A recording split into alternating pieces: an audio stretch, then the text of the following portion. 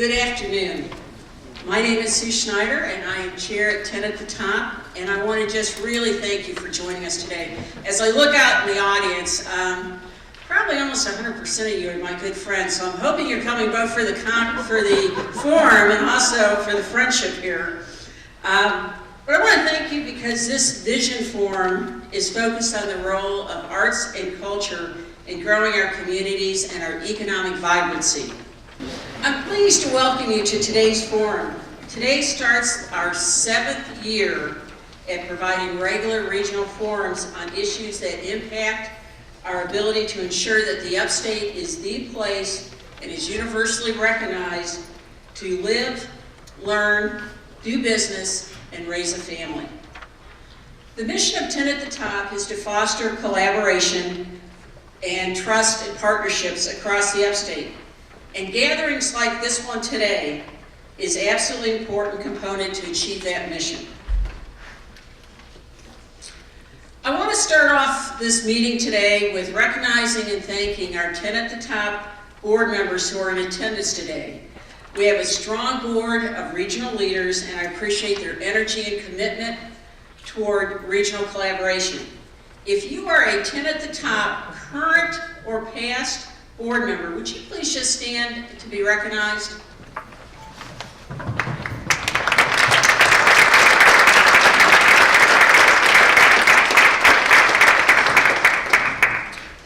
We're also fortunate to have more than 100 businesses, organizations, and individuals who have provided financial support to 10 at the Top.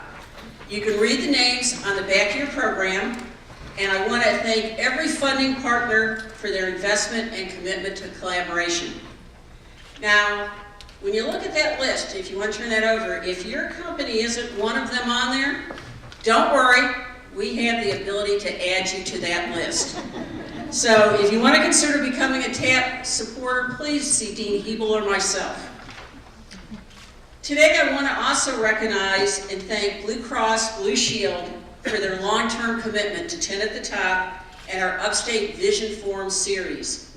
Unfortunately, Angie Gossett is unable to be with us today to provide the greetings, but you may have seen that there is a Blue Cross Blue Shield table with some souvenirs for you as you came in. We will also be having a drawing for a special prize following today's event. So if you haven't already, please be sure to leave your business card for the drawing. In addition to representing 10 at the Top, I also represent Spartanburg Water, who is serving as the presenting sponsor today. Being part of a community that provides our employees and our customers with an enhanced quality of life is very important as our mission. And there is little question that arts play a very valuable role in building a community. I'm glad Spartanburg Water could play a role in helping bring this Cultural Counts Forum to Spartanburg and to our very own Cultural Center. Speaking of the Chapman Cultural Center, I want to thank Jennifer Evans and her staff of the Chapman Cultural Center for hosting this event. This venue is really a jewel in the Upstate, and it contributes significantly to the economic and community vibrancy here in Spartanburg. If you've never been here before, if you come from outside Spartanburg, please take a chance, and I encourage you to check out the entire complex before you leave today. I think you'll be amazed. It's now my pleasure to turn over the program to our Executive Director, Dean Hybl.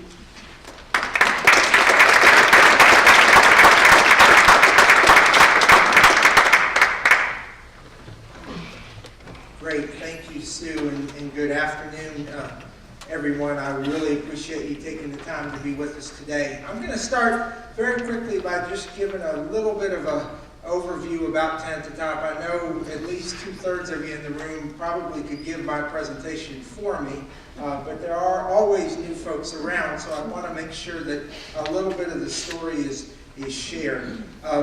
The idea of 10 at the Top started more than a decade ago with the idea that while we have some organizations, the Upstate Alliance around marketing and branding of the region, Upstate Forever around special places and natural resources, we needed an opportunity or an organization that could bring folks together holistically around a wider range of issues to talk about how we're doing today and how we need to work collaboratively into the future to continue to be successful.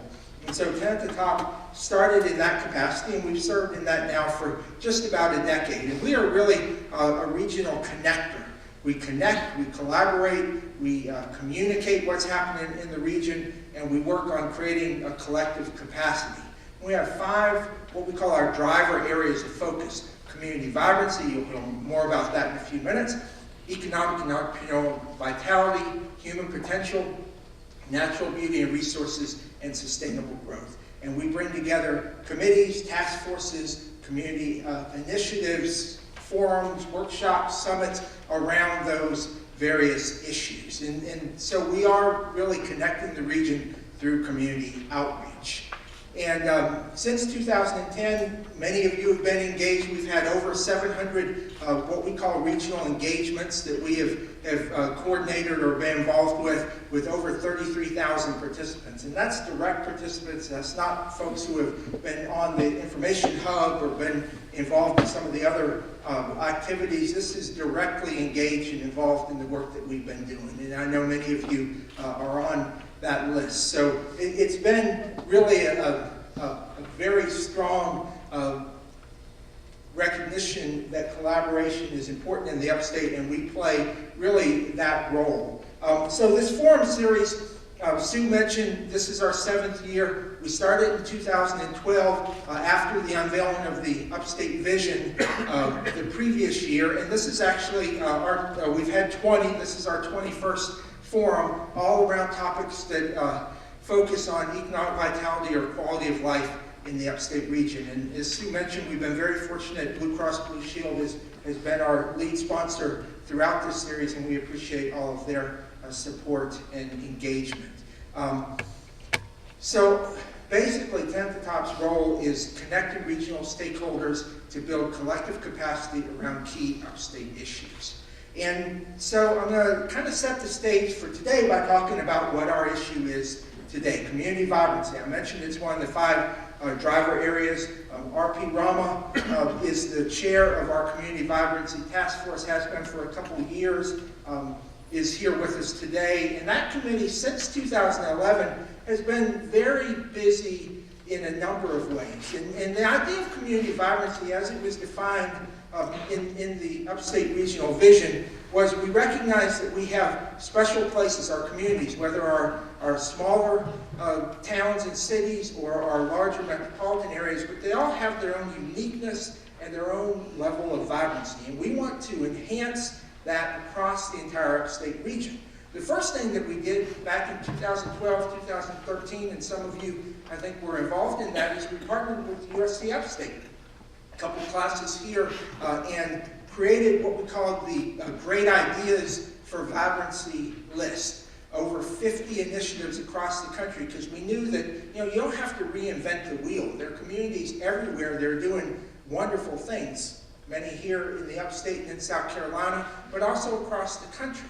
And that culminated in 2013 with 4 workshops we hosted. We brought in actually 10 national experts, folks from some of those great ideas, and spent 2 days going around the Upstate sharing vibrancy ideas of what communities could do. And then out of that, Phil Hughes, a local economic developer here in the Upstate, said, well, that's all well and good, but we really need to have initiatives and projects here in the Upstate region. So he provided funding support that is still going on to this day of grants of up to $5,000 to support vibrancy initiatives here in the Upstate. And we now have 21 different initiatives have received funding through that. A number here in Spartanburg, as well as other parts of the Upstate region. And all of them with the idea of helping to grow that vibrancy, that sense of place for your community. And then we did, following that, we did some how-to guides with vibrancy initiatives. How to create a festival, how to do public art, how to do different elements of vibrancy within your community. Again, we don't have to reinvent the wheel, so we need to learn from each other and share and collaborate. And so those are some of the initiatives that we've done around community vibrancy over time. And it led to the idea that, you know, we have so many, specifically around arts and culture, so many things in the Upstate, and we don't really necessarily promote or market or know what all we have, or at least we didn't. And I'll get to that here in a second. What we've learned, one of the things we've learned as an organization is that we have lots of things going on in the Upstate. We have lots of organizations, we have lots of activities, we have lots of things, but we don't necessarily always know what's happening in other communities or even in our own community. So this really played out, and a couple of you I know were in the room. Our first task force that ever met was our Economic and Entrepreneurial Vitality Task Force back in 2011. And the first thing that came out of the mouth of someone was, well, you know, we don't have any resources for someone who wants to start or grow a business in the Upstate. And several people kind of piggybacked on that for a couple of minutes. And then someone else said, well, but what about the small business development centers? And what about our chambers? And what about SCORE? And what about this? And what about that? And so eventually the conversation became not that we don't have resources, it's that we don't know how to find all of our resources. And sure enough, the same conversation happened about community vibrancy and about what events and festivals happen in the community, and having community calendars and things of that nature. And ultimately, it led to us creating the Upstate Information Hub, which is a regional resource and hub of information. Really, it's a link site. I mean, we don't house all the information there. We house resource links to different places. And so the community calendar on the hub has about 600 resources typically at one time, and it's become a good resource. So that was kind of planting the seed that we need to know who's working on what. And as we move forward over the last couple of years and working on trying to really impact specific issues in the Upstate, it became even more recognizable that one of our challenges is, you know, we have lots of folks working on things and we just don't know who they are. And unfortunately, you can go to Google and try to find them, but what you find is a search for 493,000 things, about 112 of which actually are here in the Upstate, and the others are all many other places. So we said, you know, we need to start creating our own inventories, our lists of who's working on what around various issues in the Upstate.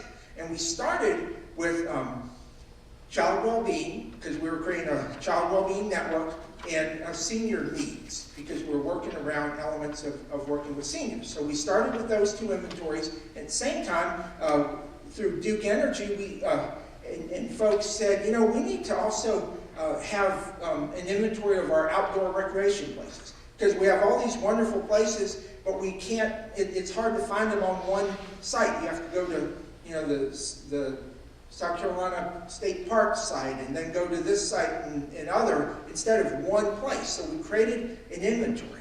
And eventually these led to creation of regional asset maps. And they're on a Google platform. They're very easy to find. And because they're Google, they're updated with Google information, so you can have driving directions and hours of operation and all those pieces around it. We created these first three asset maps. And then we were in community vibrancy meeting, and Jennifer Evans was talking about what they were doing in Spartanburg, creating their inventory around arts and culture. And it became very clear and obvious that that was an opportunity to do another inventory, and, you know, to get a clearer understanding of what assets we have around arts and culture in the region. And so we kind of had a few ideas or premises. The first was that we know there are great arts and culture venues and programs here in the Upstate region. We know there are lots of things happening all the time. Jennifer calls it Vibe 365. And we know that they have an important role in our community and our economic vibrancy.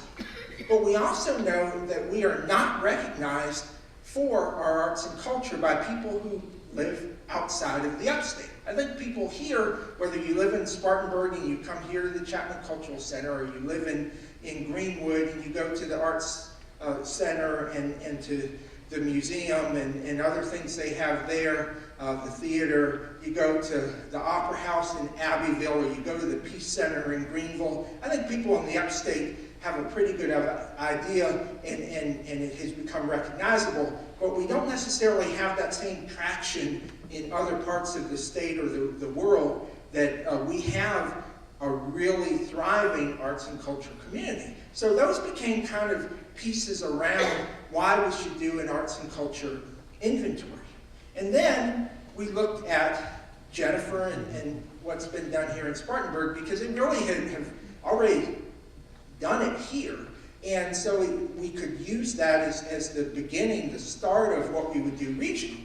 And they are, and you'll see in a minute, so much further ahead of where we are as a region, and I think where we want to aspire to. So, and that's one reason we're here today, because this venue and the work being done in this cultural district really are cutting edge, and they're at the top of the game, and we wanted to recognize that. So in Spartanburg, they've identified their arts and culture components. They have their asset map. That's downtown, but they've done it for the whole county. They've created a recognized cultural district. They've looked to quantify the economic power of arts and culture, and Anthony will talk about how that's important from a national level and also from a local level. And then they're changing the mindsets and growing opportunities here in Spartanburg, that arts and culture are part of the overall ecosystem of this community, and not just kind of in their box, which a lot of times historically is where arts and culture have been kept. So we said, well, we want to do that for the upstate region. So through a number of volunteers from our committee, Tiffany Tate, who was our program manager up until the end of last year, started this process, and Amanda Doran with Flourish has done a great job in finishing it up, and then volunteers looked and kind of refined it. We have identified more than 1,300 arts and culture assets across the upstate, and we are not quite as liberal in terms of what we're defining as what was done in Spartanburg, because we wanted to keep it to things that people could go and do or be a part of, not necessarily creative jobs, but more about creative programs and activities and organizations and things of that nature. And we have over 1,300. In fact, based on the Google platform, we actually had to end up coming up with 2 maps instead of just one to put them all on there. And so, yeah. So the first one is public art, studios, galleries, gardens, and historic sites. And then the second one is performance venues, festivals, and the general creative industry organizations, things of that nature. And the platform, as I mentioned, is Google, which is really good because it allows us to have the addresses and directions and websites and all that, and it updates on a regular basis if that site does. It's easily updated, and what I want to make sure that we leave this event knowing is the map is not finished. In fact, I don't know that it ever will be finished, because, as I said, we couldn't just go to Google and get a list. We had to create it. So we know that there are things that maybe are missing or that are added over time, and so it's very easy to add things to the map. So when you're checking it out tonight or tomorrow and you see and there's something missing, there's a link on there to click and to add another resource, because we want to make sure that it continues to grow and we continue to add to the list. And it's also easy to embed on your website. So not easy for me, but easy for people who know what that means. If you have, and I'm sure some of you would fall into that category, it has the HTML coding and all that, so you can actually put it on your site. So if you want to, showcase what's happening across the upstate around arts and culture, you can add that to your website as well. So, we know that's a value for it. So have a couple slides here that shows a little bit more in depth. This is actually one of the maps in a greater way, and you'll see on the left is the index of the different types of initiatives that are on there. And I mentioned before, historic sites, public art, and it keeps going down. And each one has a different icon. And then if you click on one of them, then it pops up with, if those people are technically savvy it clicks up with a picture, like this one for the West Main Artist Co-op here, and you'll see it has what it is. Some can have a description if they're even more enthused around that. And then it has the address and the phone number, and it has the website link, and it can even, I believe, have the hours of operation and those kind of things on there, so you can get even more insight to what's going on in our community. And to me, what's exciting about this is, you know, over 1,300 arts assets in our 10-county region. That's pretty impressive. And like I said, we're probably missing 10 or 15%. So, you know, 1,600 different assets around arts and culture, that shows that this is something that's important to our residents, important to the people here. And to have this, I hope this becomes a tool and something we all can use to access programs and activities that we maybe didn't know existed, but then also, and we'll talk about this in a minute, to grow the conversation. You know, how do we take advantage of this, these assets that we have? So you'll see on our website, there's the link. You also can just go to tenthadop.org or the Upstate Information Hub site, and they have links on all of them. But we now have 4 asset maps. We have senior services, child well-being, outdoor activities and recreation, and cultural assets, arts and culture assets. And over the next year, we envision doing additional inventories because we think that's of great value, and it helps us in our work because, especially around child well-being or senior services things, we can see where the gaps are. We can see where, you know, programs are clustered and where there maybe aren't as many. And you can do the same with arts and culture, although I would say all of our communities do a pretty good job of at least having some things going on in that realm. So the big question, and the panel will talk a little bit about this, and Jennifer will later, is what's next? How do we use and leverage our regional assets? Jennifer will tell you that at the state Parks, Recreation, and Tourism level, they don't put a whole lot of funding into supporting the arts and culture efforts here in the Upstate and promoting them. Should they? Could they? If we went to them with this map of 1,300 assets, is that something that we can leverage? Can we promote the Upstate itself as a cultural district? I don't know what the rules are, but you know, that's something to talk about. You know, can we promote in that way? And then how do we showcase our cultural vibrancy, both internally but also externally, and continue to grow and enjoy the valuable elements and things that we know come out of having a thriving cultural community. So Jennifer and the panel will talk a little bit more about this, and then our Community Vibrancy Task Force and Committee will look at it and moving forward, you know, of what those next steps are, what can we do? Because Tent at the Top ultimately is not going to house or be the lead necessarily on moving things forward. We're not an arts and culture organization. We're a connecting organization. So we want to be able to take this effort and support those who are in that community to move it forward, but we know that's not something we ultimately would probably lead. So that has to be part of the conversation as well. So with that, it is very much my pleasure. Well, I think Anthony suggested that we take a question. So I don't know why, but I will take a question if anyone has a comment or a question from the audience. Anything? Anthony.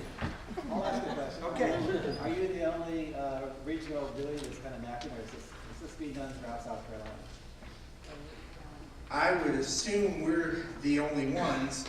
Jennifer told me that they did a similar mapping exercise in Austin and had, what, $1 million grant to do it? After we did ours. Yeah, after we did ours. We had zero money to do ours, and they did theirs for $1 million, so I think we got a better deal. Maybe. But, you know, again, it's part of kind of the culture here. If we want to be even better than we are as a region, we have to know what we're doing now. And then we can see, you know, and celebrate and showcase and make sure people know about what we have, and then grow it even better. And so that's why we've done these inventories, and that's why, you know, this was a natural one to do, because it is really something that we're a leader in it, and I'm not sure we knew that. And now we have a little better idea. Yes, RP. Just a comment from a standpoint, we have a lot of visitors coming to the Upstate, and to extend their stay within the region, this is something that could help them to say, while I'm in Spartanburg, while I'm in Greenville, what else can I do? And educational for the kids also, to go with the family to discover different places is the main idea of bringing the cultural aspect to it, where they learn from each other. Right. Any other questions or comments? Anything from the gallery? It's your chance. All right. Well, then, it is my pleasure to turn this program over to our host, Jennifer Evans, and she will introduce our speaker. Jennifer.